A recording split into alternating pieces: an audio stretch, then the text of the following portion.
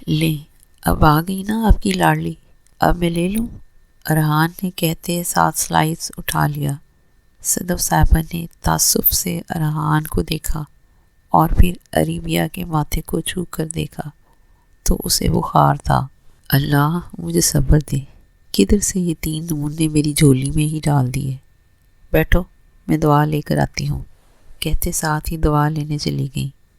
عریبیہ سے درد برداشت نہیں ہوا تو اس نے بازوؤں کا دائرہ بنا کر سر پر رکھ لیا۔ یہ لو میری جان، دوا لو۔ صدف صاحبہ نے اس کے بال سہلائے۔ جب اس نے سر اٹھایا تو بھلے ایک پل کو ہی صحیح نظر ملی۔ اس کو ایسا دیکھ کر تکلیف ہوئی تھی، یہ صرف بخار نہیں ہو سکتا جس سے اس کی یہ حالت ہوئی ہے، کوئی اور بات بھی ضرور ہوگی۔ ماں، اگر ریبی کو زیادہ تکلیف ہے تو ڈاکٹر کے پاس لے چلتے ہیں۔ وہ پوچھ تو ماں سے رہا تھا مگر جواب شاید عریبیہ سے چاہتا تھا، جبھی تو بات کرتے ہوئے اس کی جانب دیکھ رہا تھا۔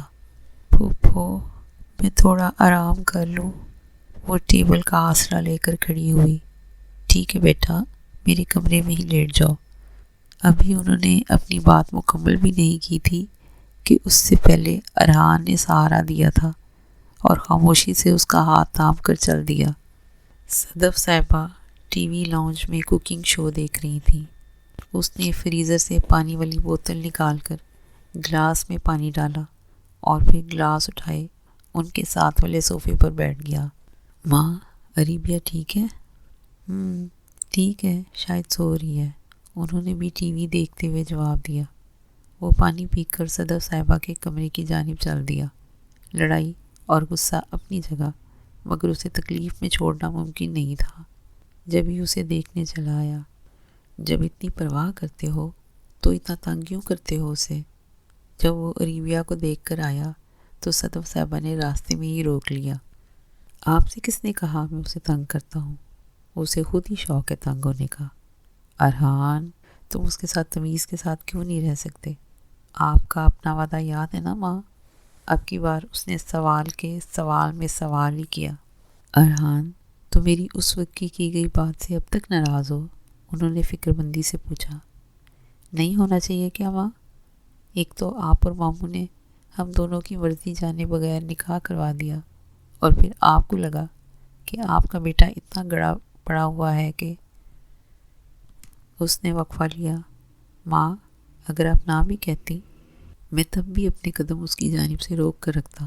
مجھے اپنے نفس پر قابو رکھنا بھی آتا ہے اور اپنی عزت کو پاک رکھنا بھی۔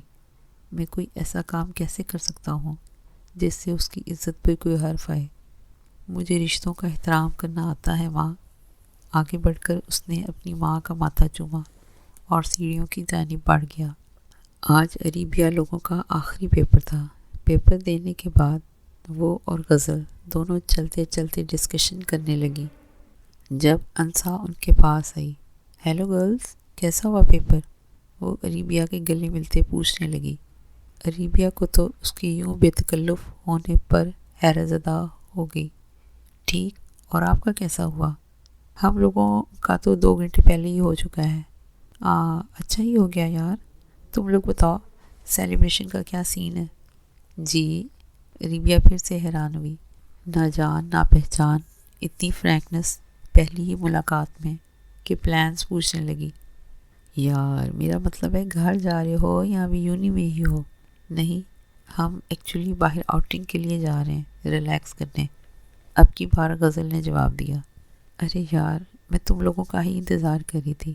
میرے گھر میں ایک گیٹ ٹوگیدر ہے فرینڈس کی، تو میں چاہ رہی تھی کہ تم لوگ بھی آؤ پلیز۔ انسی نے اپنے مقصد کی بات بیان کی۔ عریبیہ کو خاموش پا کر اس نے فوراً وضاحت کی۔ ڈونٹ وری یار، صرف گرلز کی ہے، پلیز یار، مجھے بہت اچھا لگے گا۔ اکیلے بھی تو سیلیبریٹ کر رہے ہو تو کیوں نہ ساتھ میں کر لیں؟ کیا معلوم اس کے بعد کون کہاں ہوگا۔ Are you sure? صرف گرلز ہوں گی؟ اب کی بار عریبیہ نے سوال کیا۔ ہاں یار، لڑکیاں ہی ہوں گی۔ چلیں کیا؟ وہ رسک نہیں لینا چاہتی تھی کہ کہیں عریبیہ کا موڈ نہ بدل جائے۔ غزل اور وہ دونوں اس کے ساتھ چل دی۔ ارحان کا پیپر صبح ہی ہو گیا تھا، اس لیے وہ اب تک گھر آ چکا تھا۔ ارحان بیٹا جاؤ ذرا نورین کو تو لے آؤ، وہ آنا چاہ رہی تھی مگر اسے کوئی ساتھ لانے والا نہیں ملا۔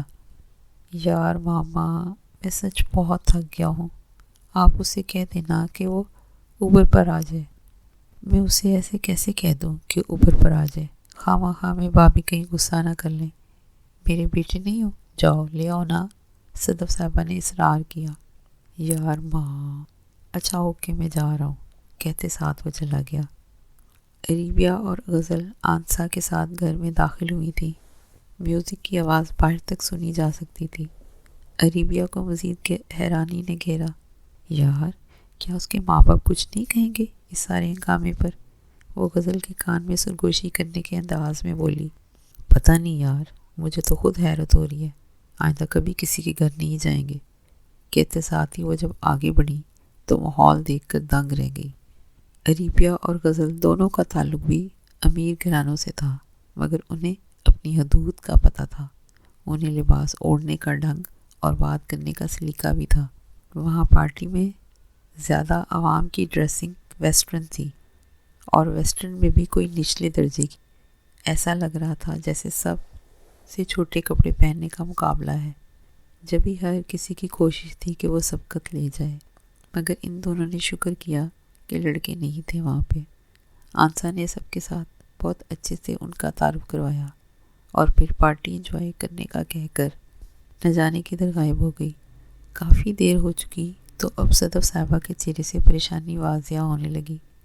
اگرچہ عریبیہ ان سے پوچھ کر گئی تھی، مگر اب وہ کال نہیں لے رہی تھی۔ وہ خود کو نارمل رکھنے کی کوشش کر رہی تھی کہ کسی کو یہ نہ لگے کہ انہیں عریبیہ کا پتہ نہیں۔ وہ ایسے ظاہر کر رہی تھی کہ عریبیہ ان کی اجازت سے ابھی تک باہر ہے۔ اسی دوران ارحان نورین کو بھی لے آیا۔ نورین نے ملتے ہی عریبیہ کا پوچھا تو انہوں نے یہ کہہ کر ٹال دیا، جاؤ بیٹا رباب اپنے کمرے میں ہے، کب سے تمہارا انتظار کر رہی ہے۔ وہ تو چلی گئی، مگر ارحان نے پوچھا، ماما کیا عریبیہ ابھی تک نہیں آئی؟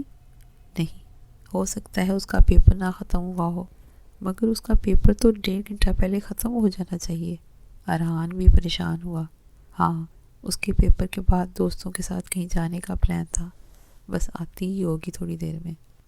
مگر ماں، آپ جانتی تو ہیں شہر کے حالات، اب ویسے بھی شام ہو چکی ہے۔ وہ صدف صاحبہ کی فراخ دلی پر حیران تھا۔ ارحان، میں تمہاری ماں ہوں کہ تم؟ صدف صاحبہ نے اب اپنی ناراضگی کا سہارا لینا چاہا۔ ہاں، حد ہو گئی ہے ماما، اب میں اس کے بارے میں کچھ پوچھ بھی نہیں سکتا۔ اس کا موڈ اچھا خاصا بگڑا۔ نہیں پوچھ سکتے، صدف صاحبہ نے بھی 2 ٹوک جواب دیا۔ یہ سب تو نکاح کروانے سے پہلے سوچتے ہیں آپ لوگ۔ ارحان، میرے صبر کا امتحان لے رہے ہو۔ اب کی بار صدف صاحبہ کے تیور سچ میں بگڑتے دیکھ کر وہ نیچے چل دیا۔ اچھے خاصے ہلے گلے کے بعد لڑکیاں تصاویر لینے لگیں۔ وہ اکیلی لاؤنج میں بیٹھی تھی کیونکہ غزل کو آنسا اپنے ساتھ لے گئی تھی باہر تصاویر بنوانے کا بول کر۔ عریبیہ کو حیرت تھی، شاید اس کے ماما بابا کہیں گئے ہوئے ہیں۔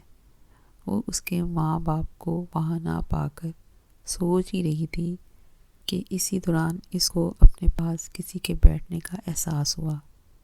وہ کامران تھا۔ وہ جھٹکے سے اٹھی۔ آپ یہاں کیا کر رہے ہیں؟ وہ بھی کھڑا ہو گیا۔ کیا آپ واقعی ہی نہیں جانتی کہ میں یہاں کیوں آیا ہوں، کس لیے آیا ہوں؟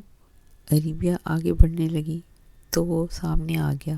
دیکھیں، مجھے یہ جاننے میں کوئی دلچسپی نہیں ہے، میرا راستہ چھوڑ دیں۔ اس نے راستہ نہیں چھوڑا۔ چھوڑ دوں گا، پہلے آپ میری بات سن لیں۔ نہیں، مجھے نہیں سننی، مجھے ایسی فضول باتوں کو نہیں جاننا۔ مطلب آپ جانتی ہیں میں کیا کہنا چاہتا ہوں؟ اس کے چہرے پر عجیب سی مسکراہٹ تھی۔ آپ جیسے لوگ لڑکیوں کے ساتھ ایسی ہی فضول گفتگو میں پائے جاتے ہیں۔ آپ کے اس کے صبر کا پیمانہ ٹوٹنے کو تھا۔ آپ کسی کے پیار کو فضول کہہ سکتی ہیں؟ یہ حق آپ کو کس نے دیا ہے؟ وہ بھی پوری تیاری کے ساتھ آیا تھا۔ پہلی بات تو یہ محبت نہیں، دوسری بات ایسی گری ہوئی حرکتوں کا نام ایسا ہی ہوتا ہے، اور جب کوئی اپنی حد پار کرتا ہے تو خود بخود آپ کو سب اختیارات مل جاتے ہیں۔ اریبیا آگے بڑھنے لگی تھی جب اس سے ہاتھ پکڑنے کی غلطی ہوئی اور ساتھ ہی اریبیا کی برداشت کا بھی خاتمہ ہوا۔ اس نے ایک زوردار تماچا رسید کر دیا۔ آئندہ کم سے کم میرے سامنے ایسی غلیظ حرکت کرنے کی جرات نہ کیجیے گا۔ اریبیا نے انگشت کی انگلی اٹھا کر تنبیہ کی۔ باہر نکلتے ہوئے اس کا سامنا انسا سے ہوا تو وہ غصیلی نگاہ ڈال کر آگے بڑھ گئی۔ فوراً غزل کو ساتھ لیا اور وہاں سے نکلنے کی۔ اریبیا، کیا ہوا ہے؟ تم مجھے ایسے کیوں لے آئی وہاں سے؟ غزل، ابھی میرا دماغ پہلے ہی بہت خراب ہے، اس لیے بھی چھوڑ دو۔ بس ابھی جلدی گھر پہنچنا ہے۔ یار بہت دیر ہو گئی ہے۔ وہ اب خود بھی پریشان ہونے لگی تھی۔ مگر تم تو آنٹی سے پوچھ کر آئی ہو نا؟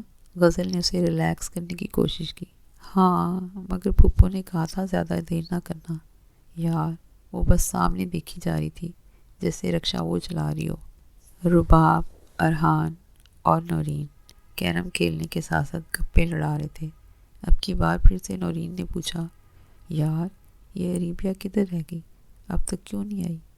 ارحان نے اسٹرائکر سے گوٹ کو ہٹ کرتے ہوئے اپنا تجزیہ پیش کیا۔ اوہو، شکر کرو تم ماں کے بھائی کی بیٹی نہیں ہو، نہیں تو ماں تمہارا سر قلم کروا دیتی۔ ارحان نے آہستہ سے سرگوشی کی۔ ارحان بدتمیز۔ رباب فوراً سے ماں کی سائڈ لینے کو میدان میں آئی۔ ان کی مستیاں چل ہی رہی تھیں کہ اریبیا اندر داخل ہوئی۔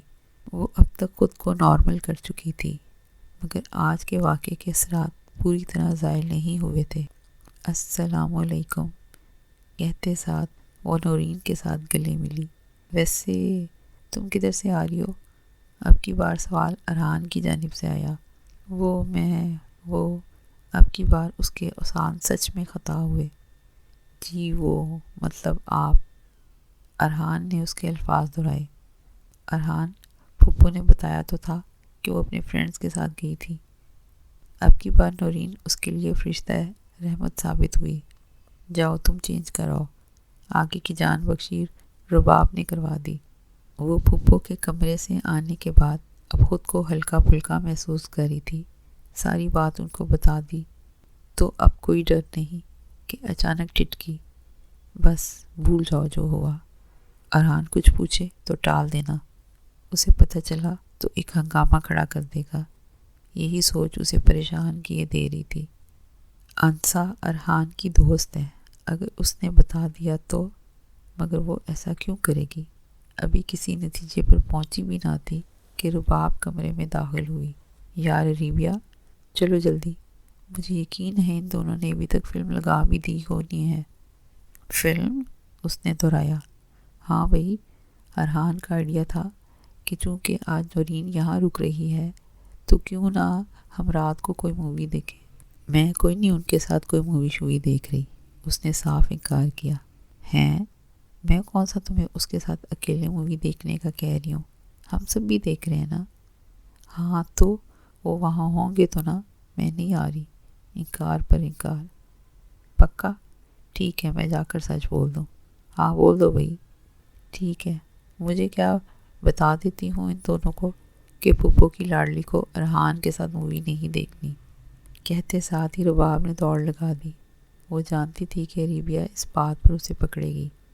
دگڑ دگڑ کی آواز پر ارحان اور نورین دونوں پلٹے۔ رباب بھاگ کر ارحان کے پیچھے ہو لی۔ بھائی وہ نہیں، ایسا نہیں ہے۔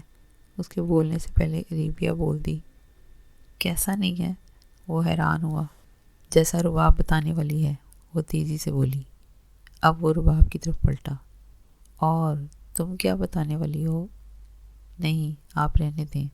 وہ رباب کے بولنے کے ڈر سے خود ہی ارحان کو جواب دیے جا رہی تھی۔ کیا رہنے دوں یار؟ اب کی بار اسے اریبیا کی طرف پلٹنا پڑا، اور اس پلٹا پلٹی کے چکر سے نورین تو بری طریقے سے ہنسی جا رہی تھی۔ جو وہ آپ کو بتانے والی ہے، اس نے فوراً سے جواب دیا۔ بس اب کی بار اگر تم نے وہ بتانے والی ہے کیا نا، پھر مت کہنا میں ڈانٹتا ہوں۔ دماغ گھما کے رکھ دیا ہے۔ وہ اچھا خاصا تپ چکا تھا۔ چلو چھوڑو یار، پلیز آج کوئی بدمزگی مت کرنا، آؤ مووی دیکھتے ہیں، نورین نے کہتے ساتھ فلم پلے کر دی۔ انہوں نے 1 گھنٹے کی مووی کے بعد سنیکس بریک لی۔ نگٹس تو ریبیا اور رباب نے ہی فرائی کرنے تھے، مگر وہ دونوں بھی کچن میں ہی پائے جا رہے تھے ان کو کمپنی دینے کے لیے۔ ویسے تم لوگ کب جا رہے ہو گاؤں نورین؟ یار ہم لوگوں کا پلان ہے کہ شادی سے کچھ دن پہلے جائیں تاکہ وہاں صحیح سے گھوم سکیں۔ رباب نگٹس فرائی کرنے کے ساتھ ساتھ جواب بھی دے رہی تھی۔ اوہ یار، اوف، میرے تو بابا بزی ہیں، اس لیے ہم لوگ 1-2 دن پہلے ہی جا پائیں گے۔ رباب کو دکھ ہوا اپنا پلان بتاتے۔ ارے یار رباب، تم ہمارے ساتھ کیوں نہیں چلتی؟ مزہ آئے گا، سب ساتھ ہوں گے۔ یہ آئیڈیا بھی ارحان کی طرف سے ہی پیش کیا گیا۔ ہاں یار، رباب نے بھی ہاں میں ہاں ملائی، اور ریبیا تو ویسے ہی خاموش تھی۔ ارے یار، یہ تو سچ میں بہت زبردست آئیڈیا ہے۔ رباب کا موڈ کافی خوشگوار ہو گیا۔ سب سے پہلے اس کی آنکھ کھلی تھی، انگڑائی لیتے ہوئے اٹھا تو LCD چل رہی تھی۔ وہ تینوں ابھی تک ڈھیر تھیں۔ اس کی نظر ریبیا پر پڑی تو ٹھہر گئی۔ زمین پر بیٹھے صوفے پر سر رکھے سو رہی تھی۔ اپنوں کے لیے کتنی معصوم، انجان لوگوں کے لیے غصے سے بھرپور۔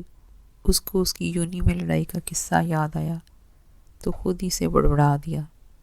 شکر ہے ارحان، یہ تم سے ڈرتی ہے، نہیں تو تمہاری ناک پر بھی ویسے ہی دم کیا ہوتا جیسے اوروں کے کیا ہوا ہے۔ کیا ہوا؟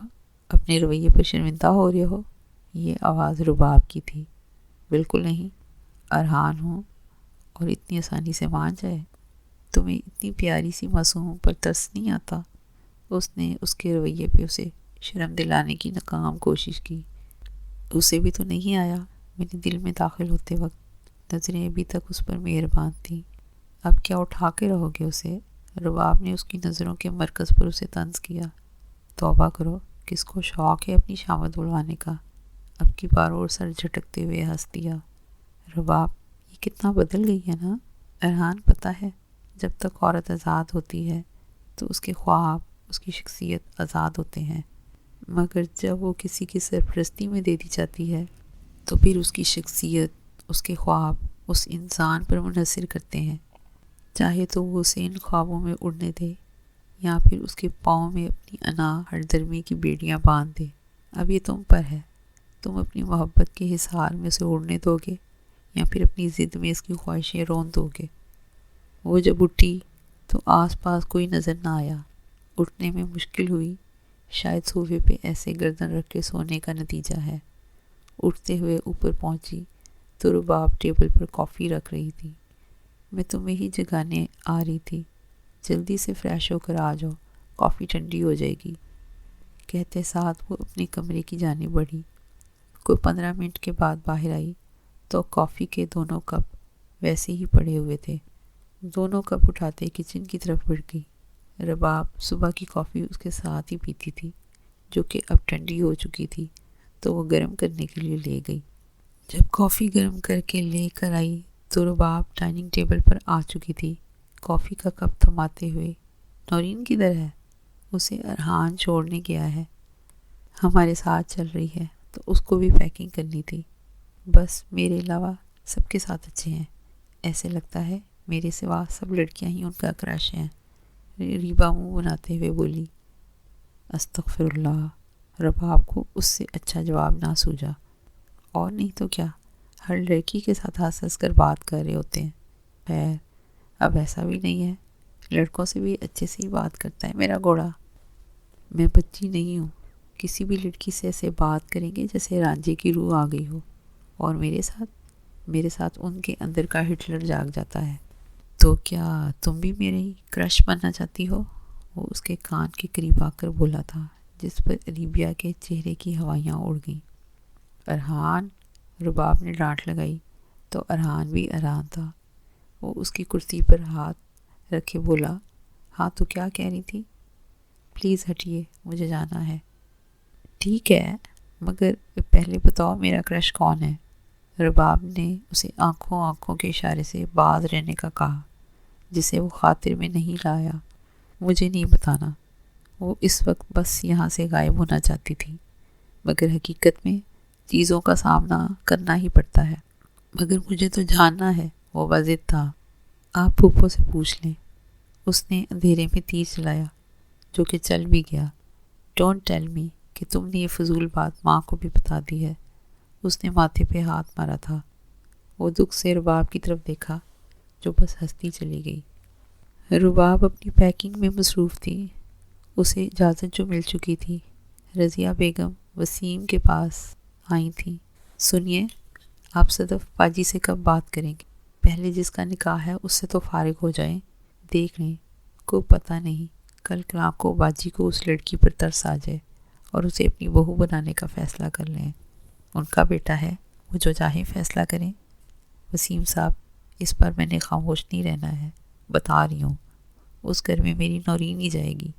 آپ آج سے پہلے کون سا خاموش رہی ہیں؟ بس پھر یاد رکھیں، آگے بھی نہیں رہوں گی چپ۔ وہ اپنے پاپا کا ہاتھ تھامے روتی ہوئی فریاد کر رہی تھی، بابا پلیز مجھے چھوڑ کر مت جائیے نا، بابا میں آپ کے بغیر کیسے رہوں گی؟ اس کے بابا نے آہستہ سے اس کا ہاتھ ایک شخص کے ہاتھ میں تھما دیا۔ میری گڑیا، میں تمہیں اس کو سونپ کر جا رہا ہوں۔ وہ شخص اس کا ہاتھ تھام کر چل دیا۔ چلتے چلتے نہ جانے کیسے کچھ جانے پہچانے لوگوں کے بیچ میں پہنچ گئے۔ سب کے کہکے گونجنے لگے تھے۔ وہ کانوں پہ ہاتھ رکھتی بولی، ارحان، ارحان پلیز ان کو چپ کروا دیں۔ مگر ارحان تو وہاں کہیں نہیں تھا، بس لوگوں کا ہجوم تھا۔ اس کا سر چکرانے لگا تھا۔ وہ دیوانہ وار بھاگتی جا رہی تھی ہجوم کو چیرتے ہوئے۔ وہ چلائی، بابا، بابا۔ وہ ڈر کر اٹھی۔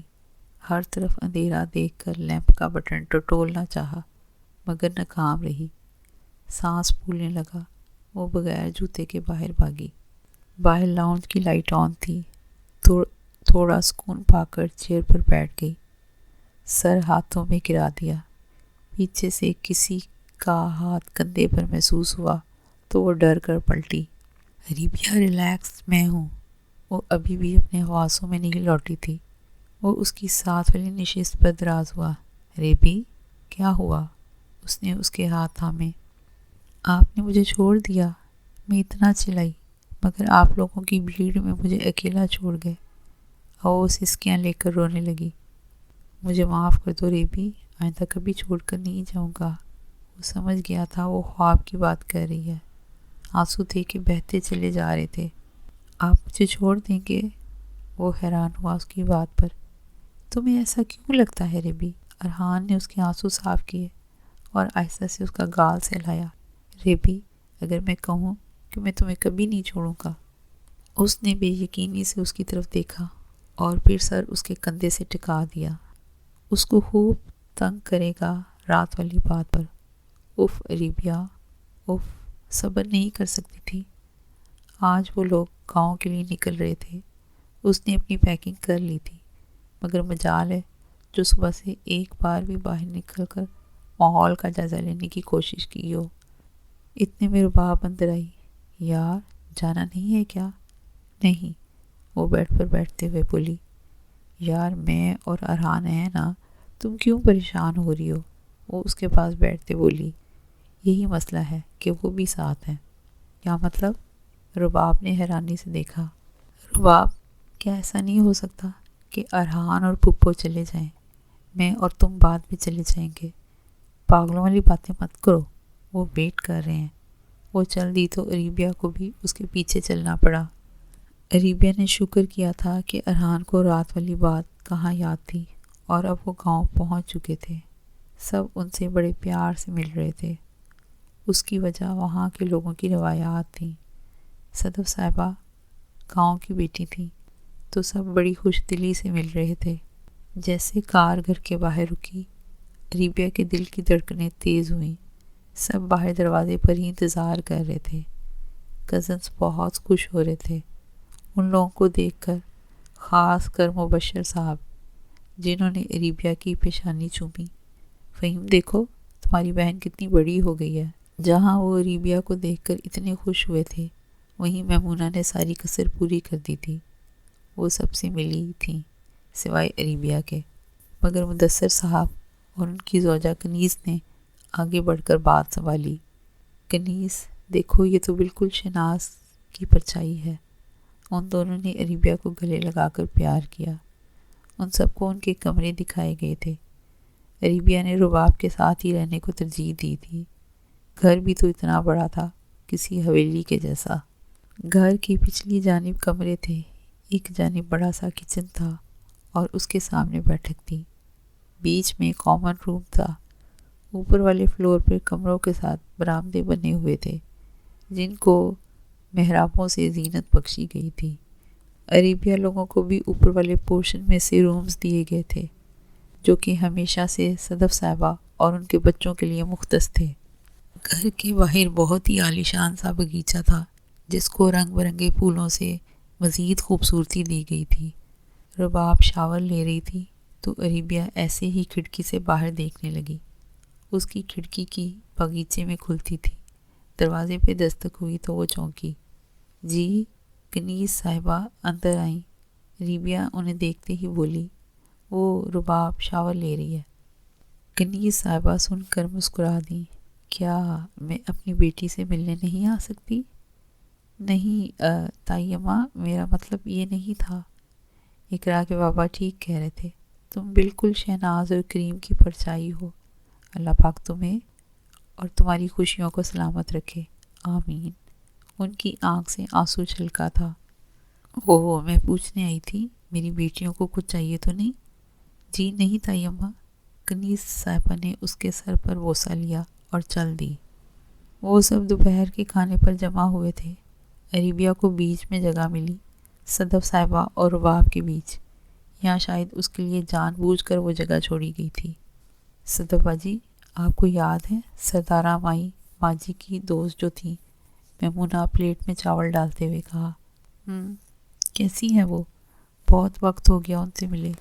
جی، ان کا بیٹا آیا تھا آپ کا پوچھنے، کہہ رہا تھا ماں کو آپ سے ملنا ہے۔ اوہ اچھا، میں نے سوچا تھا اس بار واپسی سے پہلے ان کی طرف چکر ضرور لگانا ہے۔ جی، وہ کہہ رہا تھا شام کو اماں کو لے کر آئے گا۔ چلو اچھا ہوا تم نے بتا دیا۔ ویسے باجی، آپ کو رباب سے پہلے ارحان کا نکاح کرنا چاہیے تھا۔ کیوں بھائی، ایسا کیا ہو گیا؟ ہوا تو کچھ نہیں ہے، مگر کسی کو کیا پتا کون آنے والے وقت میں اپنا رنگ دکھا جائے۔ میمونہ نے یہ بات عریبیہ پر طنزیہ ہنستے ہوئے بولی۔ اس نے عریبیہ کی آنکھوں سے درد کا اندازہ کرنا چاہا مگر ناکام رہا۔ ان آنکھوں میں خالی پن کے سوا کچھ نہیں تھا۔ پہلے پہلے مشکل ہوتا ہے لوگوں کے الفاظ کے تیر سہنا، مگر پھر عادت ہو جاتی ہے۔ شروع میں دل کرسی ہوتا ہے جب وہ پتیوں کی مانند ہوتا ہے، تھوڑی سی سختی پر ہی مسلی جاتی ہیں، مگر جب پتھر ہو جاتا ہے، احساسات مار جاتے ہیں، تب فرق پڑتا بھی ختم ہو جاتا ہے۔ لوگ اپنی زبان کی تیزی سے، اپنے الفاظوں سے اپنی ذات کا پتہ دے دیتے ہیں۔ ہم جان جاتے ہیں کہ سامنے والے کا اندر آیا نور کی مانند شفاف ہے یا ایک گندگی کا ڈھیر۔ جب وہ طنز کے تیر چلاتے ہیں تو ہماری نظروں میں اپنا مقام کھو دیتے ہیں۔ عریبیہ، چلو یار۔ نورین دروازہ کھولتے اندر آئی۔ کیوں بھئی؟ عریبیہ نے کھڑکی کے پاس کھڑے بغیر پلٹے جواب دیا۔ میں اور رباب ماموں کے گھر جا رہے ہیں، تم بھی چلو۔ وہ چلتی اس کے پاس آئی اور پھر بات بھول کر اسے دیکھنے لگی جو اپنے کزنز کے ساتھ فٹ بال کھیل رہا تھا۔ مجھے سمجھ نہیں آتی کیا چیز ہے جو مجھے اس کی طرف کھینچتی ہے۔ وہ سامنے اس پر نظریں جمائے مسکراتے ہوئے بولی۔ شاید شرارت سے بھرپور اس کی مسکراتی آنکھیں۔ عریبیہ ٹرانس میں بولی، شاید اس کی خوش اخلاقی۔ نورین بھی کب وہاں تھی؟ وہ دونوں اپنے اپنے تخیلات میں کھوئی ہوئی تھیں۔ عریبیہ فوراً سنبھلی۔ آج پہلی بار اس کے دل کا حال اس کی زبان پر آیا تھا، وہ بھی کس کے سامنے؟ مطلب کتنا ڈانٹتے ہیں مجھے تو۔ وہ کھڑکی سے دور ہوتے ہوئے بولی، کیا تم ارحان کو؟ ایسا نہیں ہے، ایسا ہو ہی نہیں سکتا، مجھے تو ہر وقت ڈانٹتے ہی رہتے ہیں۔ وہ نورین کی بات مکمل ہونے سے پہلے ہی بول پڑی۔ آپ کیوں آئی تھیں؟ بتایا تو ہے، ماموں کے پاس جانا ہے۔ نورین نے اس کے ماتھے پر چپت لگائی۔ آپ لوگ جائیں، میرا بالکل بھی دل نہیں۔ ریبیا اس بار کوئی بہانہ نہیں، ممانی نے خاص طور پہ کہا ہے تمہیں بھی لے کر آؤں۔ اچھا آپ جائیں، میں پھپھو سے پوچھ کر آتی ہوں۔ اوکے، جلدی آنا، کہتے ساتھ وہ آگے بڑھ گئی۔ اس کے قدم کمرے کے باہر ہی تھم گئے۔ مجھے پتہ چلا ہے شناز بیگم تمہارے پاس رہتی ہے، اندر سے کسی کی آواز کانوں میں سنائی دی۔ جی ماسی، وہ کریم بائی کی بھی تو بیٹی ہے۔ دیکھو، برا نہ مانا، کل کو کچھ الٹا سیدھا ہو گیا، یہ نہ ہو تم بیٹے سے بھی جاؤ۔ نہیں ماسی، وہ ایسی نہیں ہے، میں بچپن سے اسے جانتی ہوں۔ کیا اپنی ماں کو بھول گئی ہو؟ کیسے روتی تھی کریم کے لیے؟ کل کو لڑکے کو پھنسا لیا تو کہیں نیکی نہ گلے پڑوا لینا۔ ایسی کیوں کہتی ہو ماسی؟ عورت بیچاری کیا پٹی پڑھائے گی مرد کو؟ مرد کو اتنا بچہ تو نہیں ہوتا، اب بندہ کیا اپنے کھوٹے سکے کو کسی دوسرے کے سر ڈالے؟ انہوں نے استفسار کرتے کہا۔ وہ آنسو پونچھتے پلٹی ہی تھی کہ ارحان کے ساتھ جا لگی۔ یوں چھپ کر کسی کی باتیں سننا غلط بات ہے۔ میں کسی کی باتیں نہیں سن رہی تھی، نظریں نہیں اٹھائی تھی۔ اس وقت آنکھوں میں جو تکلیف تھی وہ اس کو خود تک ہی رکھنی تھی۔ تو ادھر کیا پہرا دے رہی تھی؟ اس کی نظریں ریبیا پر ہی تھی۔ پہرا اپنی چیزوں پر دیا جاتا ہے۔ ایک پل کو نظر اٹھائی تھی، صرف یہ دیکھنے کے لیے کہ جس سے شکوہ کیا ہے وہ شکوے کے اہل ہے بھی کہ نہیں۔ یہ تو محض الفاظ تھے، مگر ان الفاظوں کے پیچھے کچھ ٹوٹا تھا۔